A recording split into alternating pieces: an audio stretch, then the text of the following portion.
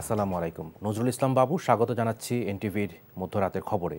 Crown cement শিরোনাম দেখছিলেন, এবার পুরো খবর। স্থলবন্দর ব্যবহার করে তৈরি পোশাক এবং প্রক্রিয়াজাত খাদ্য সামগ্রী সহ কয়েকটি বাংলাদেশি পণ্য আমদানির উপর নিষেধাজ্ঞা আরোপ করেছে ভারত।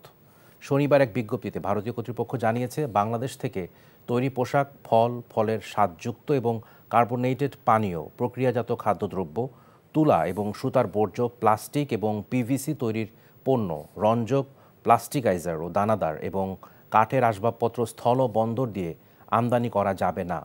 এনডিটিভির দাবি, কিছু ভারতীয় পণ্যের উপর আরোপিত একই ধরনের নিষেধাজ্ঞা আরোপের প্রতিক্রিয়ায় ভারত সরকার শনিবার এই নিষেধাজ্ঞা আরোপ করেছে। তবে নাভা সেবা এবং কলকাতা সমুদ্র বন্দর দিয়ে এসব পণ্য আমদানি অব্যাহত থাকবে। একই সঙ্গে ভারত হয়ে নেপাল ও ভুটানে যেসব পণ্য রপ্তানি করা হবে সেগুলোর ক্ষেত্রে এই নিষেধাজ্ঞা কার্যকর হবে না। মাগুরায় শিশু আসিয়া ধর্ষণ ও হত্যা মামলায় তার বোনের শ্বশুর হিটু শেখকে মৃত্যুদণ্ড দিয়েছে আদালত। তবে খালাস পেয়েছেন মামলার অপর 3 আসামি। শনিবার মাগুরার নারী ও শিশু নির্যাতন দমন ট্রাইব্যুনালের বিচারক এম জাহিদ হাসান এই রায় ঘোষণা করেন। মাত্র 14 কার্যদিবস শুনানি করে দ্রুততম সময়ের মধ্যে মামলাটির নিষ্পত্তি করা হলো। এদিকে রায়ে অসন্তোষ প্রকাশ করে উচ্চ আদালতে যাওয়ার কথা জানিয়েছে আসিয়ার পরিবার। শফিকুল ইসলাম শফিককে সাথে নিয়ে মাগুরা থেকে আরও জানাচ্ছেন তামজিদ সুমন, ক্যামেরায় ছিলেন রাজু আহমেদ রুবেল। মাত্র 2 মাস আগের ঘটনা। শিশু আসিয়া হত্যার ঘটনায় কেঁদেছে দেশবাসী। তারপর থেকেই আসিয়া ধর্ষণ ও হত্যা মামলায় রায়ের অপেক্ষা ছিল গোটা জাতির।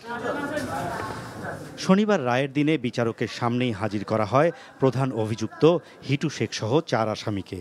এরপর রায় ঘোষণা শুরু করেন মাগুরার নারী ও শিশু নির্যাতন দমন ট্রাইব্যুনালের বিচারক এম জাহিদ হাসান। মিনিট 2-এর ভেতরেই রায় পড়ে শোনান বিচারক। রায়ের প্রধান অভিযুক্ত আসিয়ার বোনের শ্বশুর হিটু শেখের মৃত্যুদণ্ড ও 1 লাখ টাকা অর্থদণ্ড দেয়া হয়। আর ভয়ভীতি প্রদর্শন ও আলামত নষ্টের অভিযোগ প্রমাণিত না হওয়ায় খালাস দেয়া হয় আসিয়ার বোনের স্বামী, ভাসুর ও শাশুড়িকে।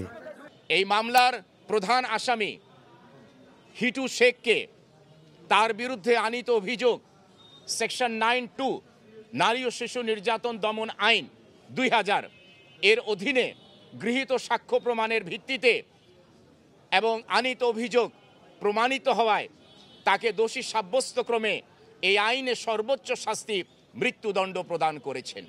এবং অপরাপর আসামিদের বিরুদ্ধে, যাদের কিনা পেনাল কোডের সেকশন 201 এবং 506 এর অধীনে চার্জ গঠন করা হয়েছিল, তাদেরকে মামলার দায় থেকে খালাস প্রদান করেছে। প্রধান অভিযুক্তের মৃত্যুদণ্ড হওয়ায় সন্তোষ প্রকাশ করেছেন রাষ্ট্রপক্ষ। তবে 3 আসামি কেন খালাস পেল, রায় দেখে আপিলের সিদ্ধান্ত নিতে চান তারা। আরো 3টা আসামি ছিল, কারণ ওরা তোর ভিতর সহযোগিতা করেছে। আমার বড় মায়ের হুমকি দিচ্ছে, তারা মারিছে, মানে মুখ আটকায় রাখছে। তাহলে কিভাবে এখানে খালাস পেয়ে গেল? আপনি কি চাচ্ছেন এখন? আমি চাচ্ছি যে ওরা তো দোষী, ওরাও শাস্তি হওয়া উচিত। যে আসামিদেরকে বিজ্ঞ বিচারিক আদালত অ্যাকুইট করেছেন বা খালাস করেছেন, সেই অ্যাকুইটাল অর্ডারে আমরা সন্তুষ্ট নই। উচ্চ আদালতে আপিল দায়ের করার সুযোগ রয়েছে। আমি 14 কর্মদিবসেই এই মকদ্দমার চূড়ান্ত যে পরিণতি আসামির হয়েছে সেটা নিশ্চিত আমরা করতে পেরেছি। এই রায় ধর্ষকদের মতো অপরাধীদের জন্য একটি দৃষ্টান্ত হয়ে থাকবে বলে মনে করছেন মাগুরাবাসী। আজকের এই রায়টি একটি দৃষ্টান্ত হয়ে থাকবে এবং এই রায়ের ফলে আইন প্রতিষ্ঠিত হলো। অপরাধীদের ক্ষেত্রেও এটা একটা মেসেজ যাবে যে কেউ যেন এই ধরনের অপরাধ সংগঠিত করার আগে একবার ভাববেন যে কেউই বিচারের বাইরে না। 6 মার্চ মাগুরা শহরের নিজ নান্দুয়ালি গ্রামে বোনের শ্বশুর বাড়িতে বেড়াতে গিয়ে ধর্ষণের শিকার হয় 8 বছরের শিশু আসিয়া। 13 মার্চ চিকিৎসাধীন অবস্থায় মারা যায় সে।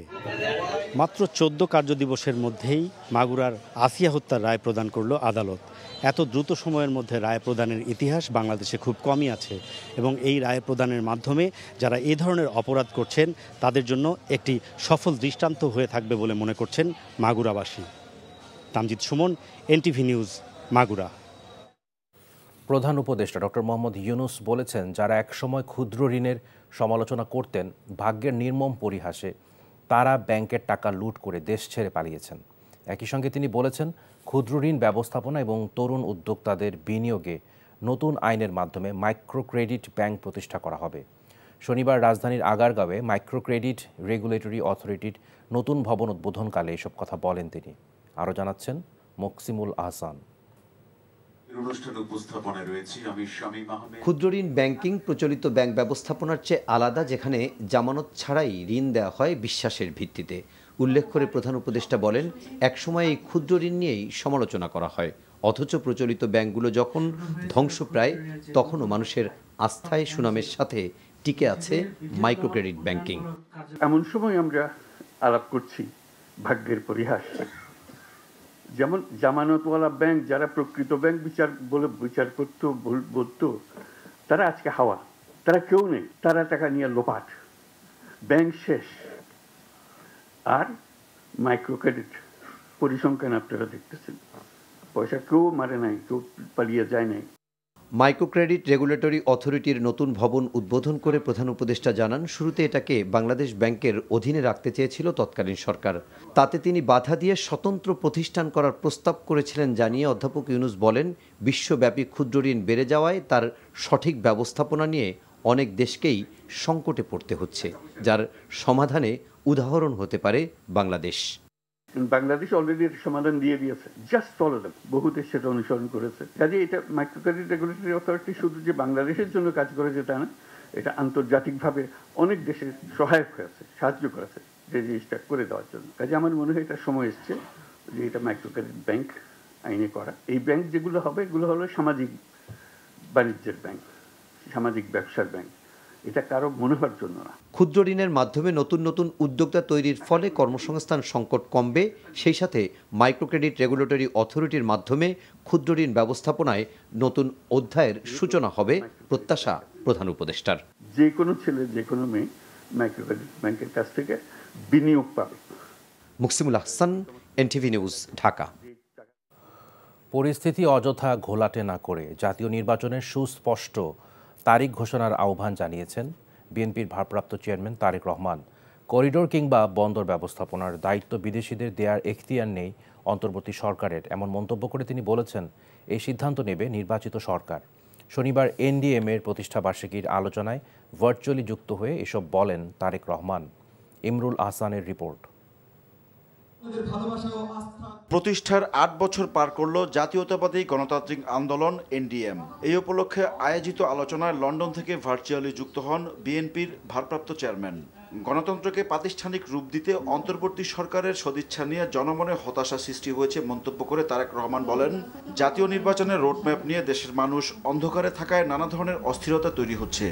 জাতীয় নির্বাচনের সুনির্দিষ্ট দিন তারিখ ঘোষণাকে সুকৌশলে অল্প সংস্কার, বেশি সংস্কার, এ ধরনের একটি অভিনব শর্তের বেড়াজালে বলা যায় আটকে দিয়েছে।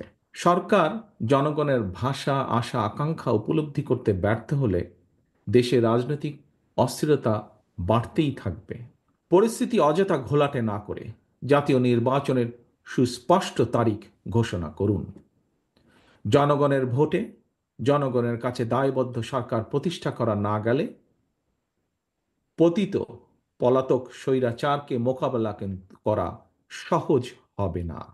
জুলাই অভ্যুত্থানের হতাহতের চূড়ান্ত তালিকা না হওয়ায় প্রশ্ন তোলেন তারেক রহমান। জুলাই আগস্টের আন্দোলনে কতজন শহীদ হয়েছেন, কতজন আহত হয়েছেন, 10 মাসেও কিন্তু অন্তর্বর্তীকালীন সরকার শহীদদের এই সংখ্যা ও তালিকা চূড়ান্ত করতে পারেনি। সরকার কি তাহলে হতাহতদের ব্যাপারে উদাসীন, নাকি ক্ষমতার মোহে আচ্ছন্ন? এটিও আজকে দেশের বহু মানুষের একটি বড় জিজ্ঞাসা। রাখাইন করিডোর ও চট্টগ্রাম বন্দর ব্যবস্থাপনার দায়িত্ব বিদেশিদের দেওয়ার সমালোচনা করেন তিনি। জুলাই আগস্টের হতাহতদের সঠিক তালিকা তৈরি করার চেয়েও অন্তর্বর্তীকালীন সরকারের কাছে করিডোর প্রদান কিংবা বন্দর ব্যবস্থাপনা বিদেশের হাতে তুলে দেওয়াটাকেই বেশি প্রাধান্য বলে মনে হচ্ছে। আমরা আবারও স্পষ্ট করে জানিয়ে দিতে চাই, করিডোর কিংবা বন্দর দেওয়া না দেওয়ার সিদ্ধান্ত অন্তর্বর্তীকালীন সরকারের অবশ্যই কাজ নয়। এই সিদ্ধান্ত নেবে জনগণের ভোটে নির্বাচিত জাতীয় সংসদ বা জনগণের ভোটে নির্বাচিত সরকার। সংশ্লিষ্টদের সাথে আলোচনা না করে এনবিআর বিলুপ্ত করা হয়েছে উল্লেখ করে তারেক রহমান বলেন, এর নেতিবাচক প্রভাব পড়তে পারে রাজস্ব আহরণে। Imrul Ahsan, NTV news, Dhaka. ঢাকা দক্ষিণ সিটি কর্পোরেশনের মেয়র হিসেবে ইশরাক হোসেনকে দায়িত্ব বুঝিয়ে দেওয়ার দাবিতে শনিবার তৃতীয় দিনের মতো ঢাকাবাসী ব্যানারে বিক্ষোভ কর্মসূচি পালন করেছে আন্দোলনকারীরা। এক পর্যায়ে তারা সচিবালয় অভিমুখে যেতে চাইলে বাধা দেয় পুলিশ। এদিকে একটি নির্দিষ্ট দলকে সুবিধা দিতে আদালতের রায়ের পরও মেয়রের দায়িত্ব দিতে সরকার কালক্ষেপণ করছে বলে মন্তব্য করেছেন বিএনপি নেতা ইঞ্জিনিয়ার ইশরাক হোসেন। এছাড়া শপথ আয়োজনের অনুরোধ জানিয়ে স্থানীয় সরকার বিভাগে পত্র পাঠিয়েছেন তিনি। নাজিবুর রহমানের রিপোর্ট।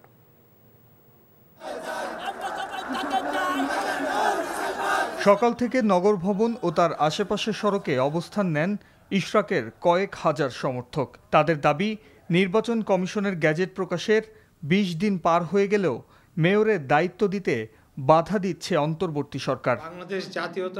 এমন আন্দোলন নগরবাসী স্বতঃস্ফূর্তভাবে করছে জানিয়ে সংবাদ সম্মেলনে ইশরাক অভিযোগ করেন, নগর ভবন কেন্দ্রিক লুটপাট অব্যাহত রাখতেই শপথ আয়োজন বিলম্বিত হচ্ছে। আমার বিপক্ষে কেন? তার কারণ হচ্ছে জাস্ট বিকজ আমি বিএনপির প্রার্থী, ধানের শীষের মনোনীত প্রার্থী, এবং তারা চাচ্ছে যে তাদের নিজস্ব দলীয় ব্যক্তিদেরকে প্রশাসক হিসেবে বসাবে এবং আগামী নির্বাচনের সময় একটা ফায়দা লুটবে। এবং বর্তমানে যে অর্থনৈতিক লুটপাট চলছে নগর ভবন কেন্দ্রিক এবং বিভিন্ন ঠিকাদারি, বিভিন্ন বিল, সব কিছুতে সেগুলা চলমান রাখার জন্য তারা এখন আমাকে বাধা প্রদান করার সিদ্ধান্ত নিয়েছে।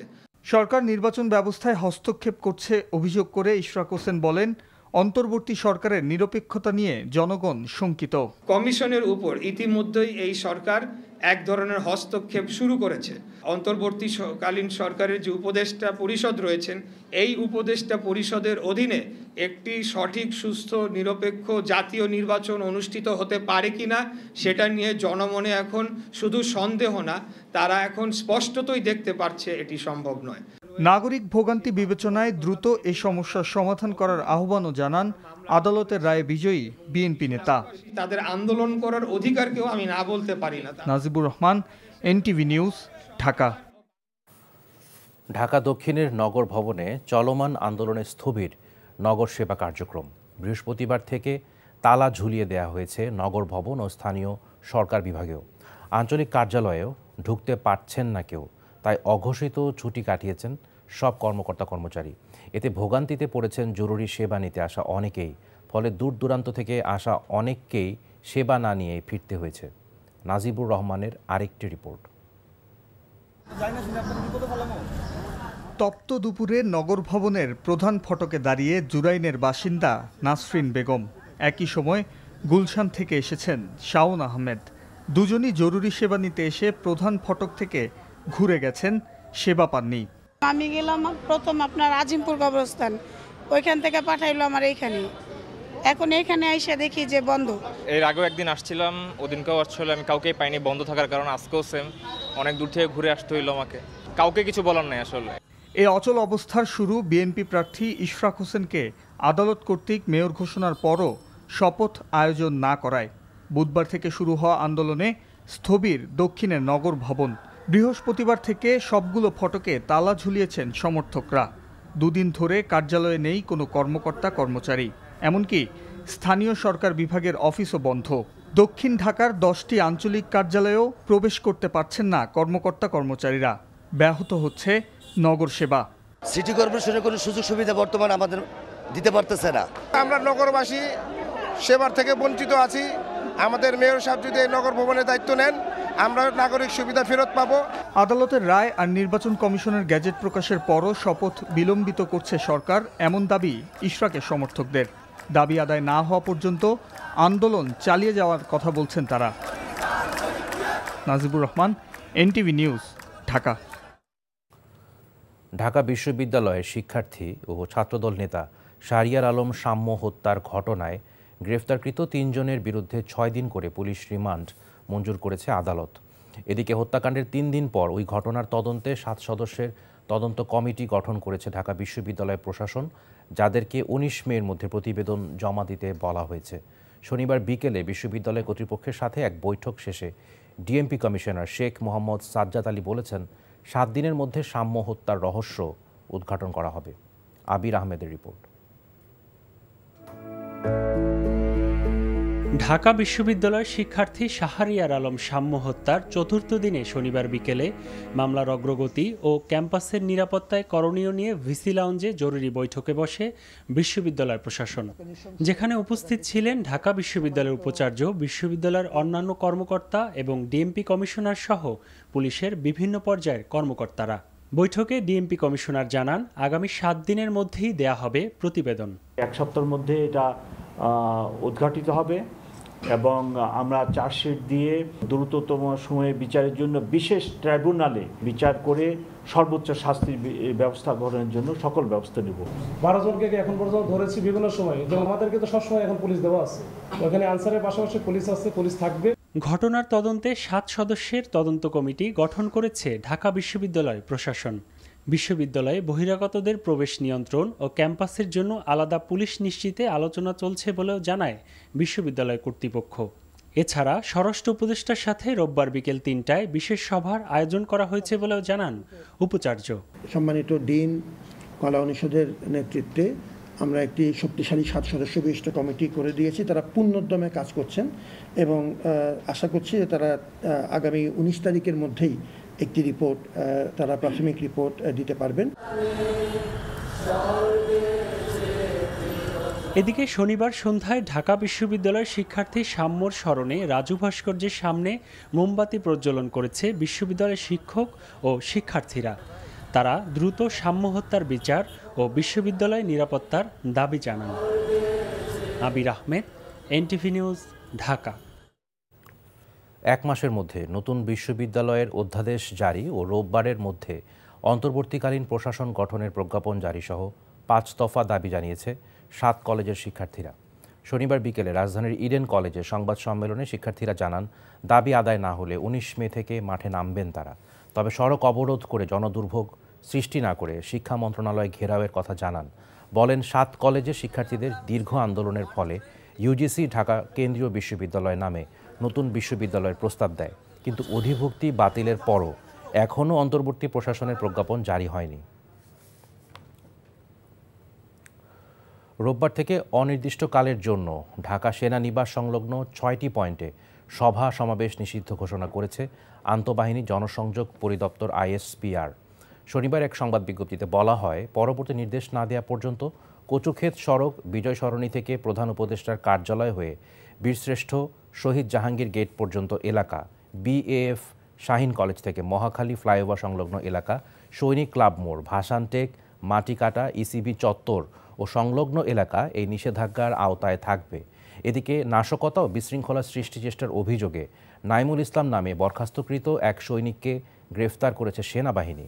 ISPR এর অপর এক বিজ্ঞপ্তিতে জানানো হয়, অভিযুক্ত নাইমুল ঢাকা সেনানিবাসের প্রবেশ পথে বিক্ষোভ সমাবেশের নামে বড় ধরনের নাশকতার পরিকল্পনা এবং সামাজিক যোগাযোগ মাধ্যমে এ সংক্রান্ত বিভিন্ন উস্কানিমূলক প্রচারণা চালিয়ে আসছিলেন।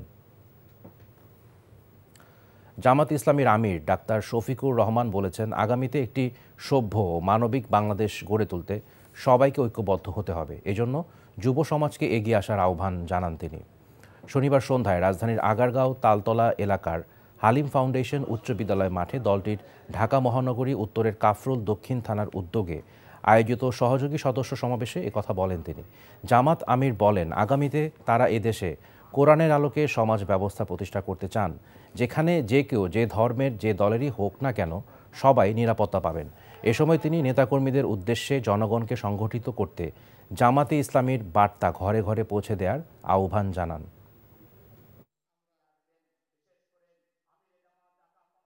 এক ধরনের রাজনীতিবিদ আছে, তারা যখন জাতীয় অথবা স্থানীয় নির্বাচন আসবে তখন আপনাদের জনে জনে দুয়ারে দুয়ারে ঘরে ঘরে তারা পৌঁছে যাবেন।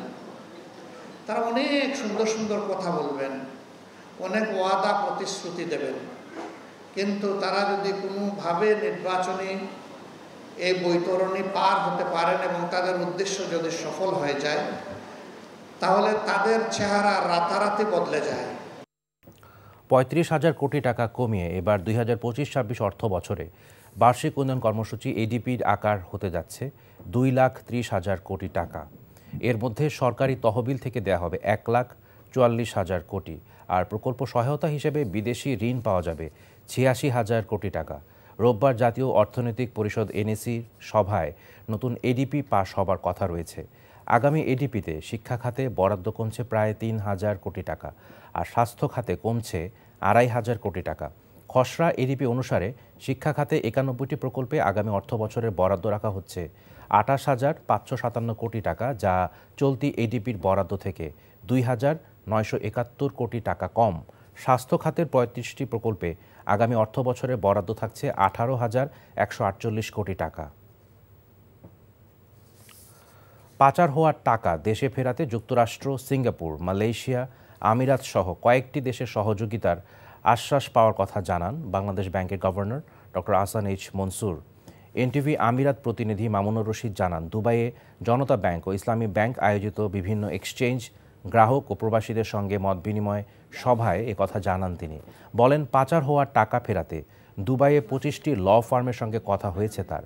সভায় বিমানবন্দরে হয়রানি বন্ধ ও রেমিটেন্স পাঠাতে চার্জে রাষ্ট্রীয় ভর্তুকি বৃদ্ধির দাবি জানান প্রবাসীরা। প্রবাসীদের রেমিটেন্স পাঠানোর ক্ষেত্রে চার্জ মওকুফ করলে আরও গতি আসবে বলে মত দেন আমিরাতে নিযুক্ত বাংলাদেশের রাষ্ট্রদূত তারেক আহমেদ এবং দুবাইয়ের consul general Mohammad Rasheduzzaman.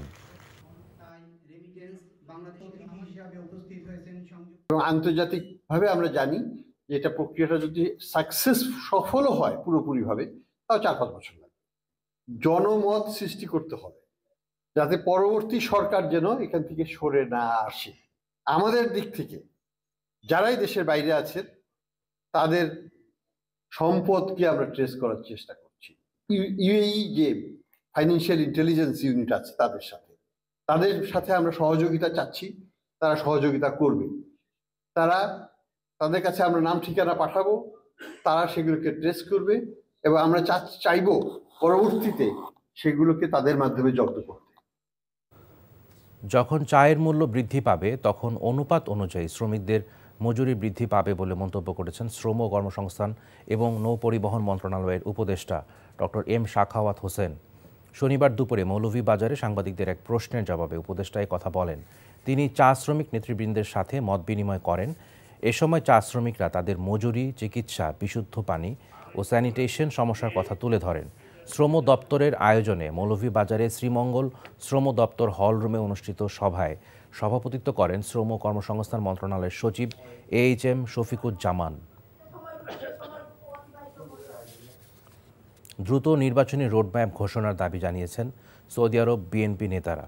NTV Jeddah প্রতিনিধি মাসুদ সেলিম জানান, ব্রাহ্মণবাড়িয়া বিএনপির পূর্ণাঙ্গ কমিটিকে অভিনন্দন জানিয়ে ব্রাহ্মণবাড়িয়া জেলা জাতীয়তাবাদী ঐক্য পরিষদ পশ্চিম অঞ্চল কমিটি আয়োজিত মত বিনিময় সভায় এ দাবি জানান তারা। সংগঠনের সাধারণ সম্পাদক আমিনুল ইসলামের সঞ্চালনায় সভাপতিত্ব করেন সংগঠনের সভাপতি সোহেল রানা। প্রধান অতিথি ছিলেন সংগঠনের প্রধান উপদেষ্টা আবদুল্লাহ মহসিন।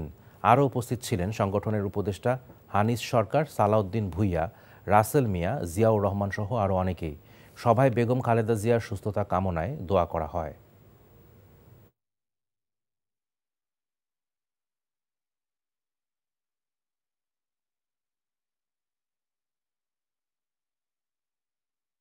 এই ছিল মধ্যরাতের খবরে।